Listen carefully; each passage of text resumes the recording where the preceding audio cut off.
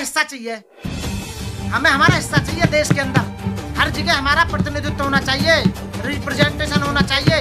हम high court में भी होने चाहिए, हम सुप्रीम कोर्ट में भी होने चाहिए, हम कॉन्स्टिट्यूशन पद पे भी होने। राष्ट्रपति तो एक राष्ट्रपति बना दिया है, उसको कोई पावर नहीं। हमारा देश का अपना प्रधानमंत्री नहीं होगा, सब ऐसा ही चलता रहेगा। वो कात्या के कुत्ते हैं जी, वो जितने भी हैं कात्या के कुत्ते। तू कहे तो भूकूं, तू कहे तो काटूं, हाँ कुछ ऐसा ही समझ लीजिए। मान्यवर काशीराम साहब ने किताब लिखी थी चमचा युग। साला यही पहचानने में नहीं आ रहा कि चमचा कौन है और पार्टी का हितैषी कौन है। आप ये सोच रहे हो कि बीएसपी खत्म हो गई है? अब की बार हम हार गए, 4 बार की मुख्यमंत्री अब की बार हार गई तो तुम सोच रहे हो कि पार्टी खत्म हो गई? जाना बीजेपी सबसे बड़ी दुश्मन है तुम्हारी। बाबा साहब का नाम लेकर तुम्हें काट खाएगी, ना आकर डक लेगी, तुम्हें डंक मार देगी बिल्कुल। आप जो पत्रकार होते हो भी उनकी डर की वजह से कुछ बोल नहीं सकते, मरने का डर है पूरा। मैं बोलता हूं मुझे मरने का डर। साथियों को फिर दोबारा जय भीम। जो बीजेपी बाबा साहब को लेकर आगे जो आ रही है वो केवल वोटिंग का मामला है। वो केवल वोटिंग लेना चाहती है बाबा साहब के नाम पर और कहती है कि बाबा साहब केवल, एक डायलॉग है उनके पास कि बाबा साहब केवल एससीओ के नहीं थे, बाबा साहब सबके हैं। तो लेकिन बाबा साहब सबके हैं तो बाबा साहब जो चाहते थे जैसा बौद्ध में भारत बनाना, उसकी तरफ क्यों नहीं चल रही हैं पार्टियां? बीजेपी वो काम क्यों नहीं कर रही है जो बाबा साहब का सपना था? समता, भाईचारा, मैत्री, क्यों नहीं उस पर काम कर रही है? बाबा साहब का 3 संदेश थे कि शिक्षित बनो, संगठित रहो और संघर्ष करो। क्यों नहीं बाबा साहब के उन 3 सिद्धांतों पर चल रहे? बाबा साहब चाहते थे कि देश को एक समान बनाया जाए। आय के जितने भी साधन हैं इन बीजेपी वालों के पास हैं, मनुवादियों के पास हैं। आय के जितने भी साधन हैं एससीओ के पास, ओबीसीओं के पास कहाँ है? लेकिन नहीं चल रहे। 15% लोगों ने पूरे देश को हाईजैक कर लिया है। जितने भी भारत की कॉन्स्टिट्यूशनल पोस्ट हैं उन पर सब पर मनुवादी बैठे हुए हैं। हाई कोर्ट में, सुप्रीम कोर्ट में, सब में मनुवादी जज बैठे हुए हैं। कोई प्रतिनिधित्व नहीं है, कोई रिप्रेजेंटेशन नहीं है एससीओ का, ओबीसी का, मोमडन का, माइनॉरिटीज का, किसी का कोई भी नहीं है। जैसे बीजेपी अब बाबा साहब की बात कर रही है, केजरीवाल भी बाबा साहब की बात कर रहे हैं। हाँ, और आप लोग क्या भूल गए क्या बाबा साहब को? कौन हम? हाँ। हम बाबा साहब को, हम तो बाबा साहब के ही हैं। हम तो बाबा साहब के अनुयायी हैं। बाबा साहब को बचपन से माना है, बाबा साहब का नाम लेकर बड़े हुए हैं, बाबा साहब का नाम लेकर पढ़ रहे हैं। आज यहाँ जो कोट पहन कर और टाई पहन के जो बैठे हैं ना मानवर, ये बाबा साहब की बदौलत है। हमें कोई नहीं पढ़ा था, बाबा साहब की बदौलत बोल रहा हूँ मैं। आप जो मेरा इंटरव्यू ले रहे हैं ना पत्रकार, जो बाबा साहब की मेहरबानी है कि आप इंटरव्यू ले रहे हैं। यदि मैं और आप, वरना इन 15% लोगों के यहाँ तो खेत में आज गेहूं काटते होते या उनकी भैंसों को चराते होते। तो बाबा साहब का मिशन कैसे भूल गए आप लोग? बाबा साहब का मिशन कोई नहीं भूला। बाबा साहब के मिशन को कोई नहीं भूले, ना आप भूले ना हम भूले। बाबा साहब के मिशन को लेके ही तो चल रहे हैं। बाबा साहब के मिशन को लेकर चल रहे हैं। जो आज हम यहाँ बैठे हुए हैं, रात दिन बाबा साहब की हमेशा मिशन को लेकर चलते हैं। बाबा साहब जो चाहते थे वो हम काम कर रहे हैं। मैं एडवोकेट मनोज कुमार बाबा साहब के मिशन को के बारे में बताता हूँ। मैं 100 से भी ज्यादा एडवोकेट अपने हाथ से बना चुका हूँ। तो बीजेपी का बाबा साहब की जयंती इतने धूमधाम से मनाने के पीछे क्या उद्देश्य हो सकता है? पहले बीजेपी तो नहीं मनाती थी, अब की बार मनाना चाह रही है। वोट और परसेंटेज जो एससीओ का है, जो लोग बाबा साहब के अनुयायी, उनकी वोटों को लेने के लिए, बेनिफिट लेने के लिए बनाना, केवल बाबा साहब की जयंती को मनाना चाह रहे हैं। कह रहे परिवारवाद की भी अब राजनीति खत्म होनी चाहिए। परिवारवाद की राजनीति तो खत्म ही है पहले से ही। कहाँ खत्म हो रही है? हमारे जो वो जो रक्षा मंत्री हैं उनके बेटे भी वो है पंकज सिंह। कहाँ परिवारवाद खत्म हो रहा है बताइए? आप बताइए कहाँ हो रहा है? बीजेपी में परिवारवाद है। और दूसरी बात ये मैं बताऊंगा आपको, जो मध्य प्रदेश के वो हैं तुम्हारे नागरिक उड्डयन मंत्री हैं, उनके पिताजी पहले मंत्री रह चुके हैं। वो मंत्री मतलब किसी ना किसी का बेटा आने पे ही है। शाह का बेटा है, 5000 करोड़ से भी ज्यादा की मतलब फैक्ट्रियां अपने जो लिए डोल दिखा रहे हैं संपत्ति, वो कहाँ से आएंगे? तो फिर मोदी जी क्यों कह रहे हैं कि परिवारवाद की राजनीति खत्म होनी चाहिए? परिवारवाद का क्यों निशाना? एक्चुअली क्या निशाना? मोदी जी तो एक कठपुतली है जो सच्चाई है, आरएसएस की चलती है। मोहन भागवत जी के यहाँ से जो मोदी जो प्रधानमंत्री है ना देश के, वो आपको लगते होंगे देश के प्रधानमंत्री। मेरे को नहीं लगते देश के प्रधानमंत्री। मेरे को देश के प्रधानमंत्री मोहन भागवत जी लगते हैं। मोहन भागवत जी जिसको बैठाएंगे वो प्रधानमंत्री बनेगा। वो तो कठपुतली है। जो वहां से ऊपर से आदेश आएगा वो ठीक है। अभी आदेश आया है कि अब की बार बाबा साहब की धूमधाम से मनाइए, तो ऊपर से आ रहा आदेश, तो मोदी जी ने फॉलो कर दिया कि भाई चलो जी सारे मनाओ। कार्यकर्ता बाबा साहब को छीन लो इनसे। बाबा साहब को क्या ऐसा कोई छीन सकता है? बाबा साहब कहते थे कि फ्री शिक्षा दीजिए लोगों को। कहाँ फ्री शिक्षा है? कितने कॉलेज बनाए, कितने यूनिवर्सिटी बनाई, कितने नीचे के स्कूल बनाए, प्राइमरी स्कूल बनाए, कितने गरीब लोगों को छात्रवृत्ति दी बताइए। उत्तर प्रदेश में योगी राज में जो 0% पर, 0 बैलेंस पे एडमिशन होता था एससीओ का आज बिल्कुल भी एडमिशन नहीं हो रहा, पूरी फुल फीस वसूल रहे हैं। बताइए कहाँ बाबा साहब के सपने को साकार कर रहे हैं? बताइए जितने प्राइवेट कॉलेजों को मान्यता दी गई है सारे मनुवादी, आरएसएस, बीजेपी, बनिया, पंडित, ब्राह्मण, ठाकुर उन्हीं के हैं। किसके हैं बताओ? एससी और ओबीसी के कितने वो हैं बताइए स्कूल सब। तो वो केवल एक बाबा साहब को एक हथियार की तरह यूज करना चाहते हैं, वोट लेना चाहते हैं। एक ये मानसा मैं अपने वोट का खेल है सब, बिल्कुल वोट का खेल है। मैं अपने भाइयों से कहना चाहूंगा बिल्कुल भी बहकावे में ना आए, बाबा साहब के मिशन को न छीनने दें। ये कुछ भी करते रहें। बाबा साहब ने कुछ खुद कहा था कि ये तुम्हें फ्री में खाना देंगे, फ्री में कपड़े देंगे, फ्री में गैस देंगे, फ्री में आपको घर देंगे, लेकिन शिक्षा नहीं देंगे, क्योंकि शिक्षा देंगे तो शिक्षा सवाल पैदा करती है। इसलिए साथियों बाबा साहब का मिशन है वो ये कभी ना पूरा करेंगे, ना इन्होंने किया है और ना करेंगे। बाबा साहब के नाम को मिटाना चाहते हैं। पंचतीर्थ बनवा दिए बाबा साहब के, देखिए बीजेपी सरकार कहाँ से पैसा कहाँ से आया? अपने घर से लेकर आई बीजेपी। किसका था पहला देश? पहला देश किसका था? मनुवादियों का था। पहला देश दलितों का था, ओबीसी वालों का था देश पहले। यहाँ के जो मेन जो यहाँ के जो देश के वासी सरकारें लूट लिए। देखिए मोदी जी ने बनवा दिया, 26 अलीपुर बनवा दिया, 15 जनपद बनवा दिया। लंदन वाला भी देखिए घर बाबा साहब का खरीद कर दे रहे हैं वो लोग। तो मोदी जी ने ये बनवा दिया। मोदी जी ने देश तो पूरा बेच दिया। बताओ क्या चीज नहीं बेची मोदी जी ने? सारे चीज बेच मारी, बेच का ये बना दिया तो क्या होगा ये तो बताइए ना। सारी चीजें बेच के 70 साल में जो बाबा साहब ने जब देश आजाद हुआ उस समय बाबा साहब ने जो संविधान बनाया था, उसके बाद में बाबा साहब ने जो हिंदुस्तान के निर्माण में जो काम किया वो काम सारा खत्म कर दिया। रिजर्व बैंक ऑफ इंडिया बाबा साहब की प्लानिंग के तहत बना। उसमें जितना भी सोना था सब बेच खाया, जितना पैसा था सब बेच खाया, विदेश से जितना पैसा लिया वो सब लगा दिया।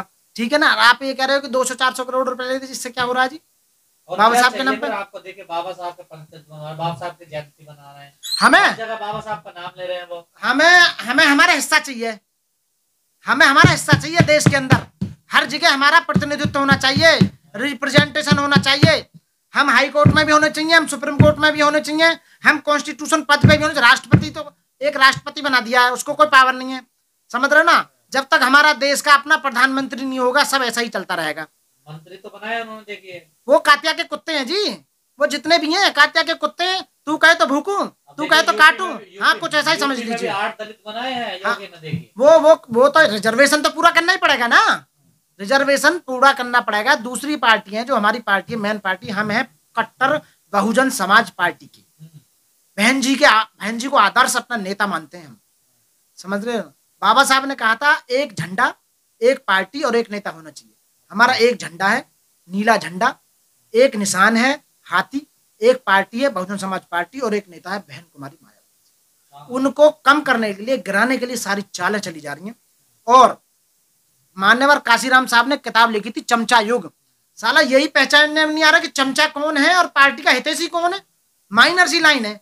एक क्वेश्चन है आईपीसी में कि what is the difference between murder and culpable homicide. एक लाइन के बराबर बस हुआ है। इंटेंशन का खेल है खाली। ऐसे ही उसमें चमचा और जो पार्टी के जो कार्यकर्ता है, हितैषी हैं, जो मिशन को मानने वाले, उनके चमचा के बीच में लाइन की दरार है। ये पहचानना बहुत मुश्किल है कि ये चमचा है या ये अपना कट्टर पसंद पहचान सकते हैं। हाँ बिल्कुल पहचान सकते हैं। कौन है चमचे, कौन है वो चमचा? ये जो तुम बता रहे हो अभी जिन्हें मंत्री बना दिया वो सारे चमचे हैं। जितने पार्टियों में दूसरी में टूट के गए, जो एमएलए एमपी बने पड़े, सारे चमचे। आरोप लगा रहे हैं आपकी पार्टी के अध्यक्ष, क्या करने बताइए? क्यों आरोप क्यों नहीं लगाऊं? संविधान की धज्जियां उड़ाई जा रही हैं, आवाज क्यों नहीं उठा रही है? कुत्ते बने हुए ना कातिया के। आप भी तो आवाज नहीं उठा रहे। आपके नेता कहाँ निकलते हैं? आपने कहा मैं कट्टर हूँ। खूब बहन जी निकलती है, अकेली हमारी नेता है, खूब काम कर रही है हमारी बहन जी। खूब रैली करे थे, खूब काम करे थे। अब लोग टूट के चले गए, उनके बहकावे में आ गए। वो चमचे हैं, दारू यानी कि पी का वोट दे रहे हैं गलत जगह से, बिक रहे हैं लोग। क्या करें बताइए? आप भी बहन जी का अंधभक्त लग रहे हो। अंधभक्त नहीं है, अंधभक्त कभी नहीं होनी चाहिए। भगवान बुद्ध ने कहा था अंधभक्त नहीं। भगवान बुद्ध ने कहा था अपनी खोपड़ी की कसौटी पे यदि बात खरी उतरे तो उसे करो वरना मत करो जी। तो यूपी का चुनाव किसकी वजह से आ रहे हैं? मायावती की या किसी और की? किसी और की वजह से आ रहा। मायावती जी ने तो पूरी मेहनत करी थी। क्या मेहनत करी भाई? लोगों ने हमें, जो हमारे अपने वोटर थे वही तो रह गए, बाकी तो सब बिक गए।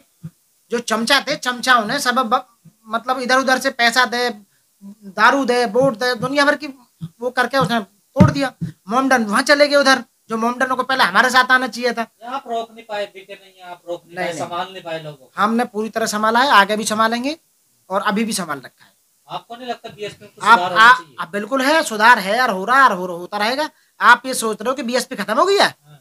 अब की बार हम हार गए, 4 बार की मुख्यमंत्री अब की बार हार गई, तो तुम सोच रहे हो कि पार्टी खत्म हो गई? लगातार हार रहे हो ना आप लोग तो। और लगातार क्यों हार रहे हैं? 2012 से हार ही रहे, बताओ कौन सा हमारा पार्टी वोट था? ऑफ परसेंटेज देखो बढ़ता रहा, अब कहीं तो घटा है बस। पिछली बार भी पड़ा घट ही था। रहा है सर, देख लीजिए। बिल्कुल नहीं। अब 2024 में देखना हमारी एमपी की सीट जरूर आएंगी, डेफिनेटली आएंगी। हम इतनी दोबारा एक या जीरो पे जाओगे? जीरो पे नहीं जाएंगे, काफी सीट आएंगी हमारी। इतनी पूरी सीटें? मेहनत मेहनत के साथ लगे हुए हैं।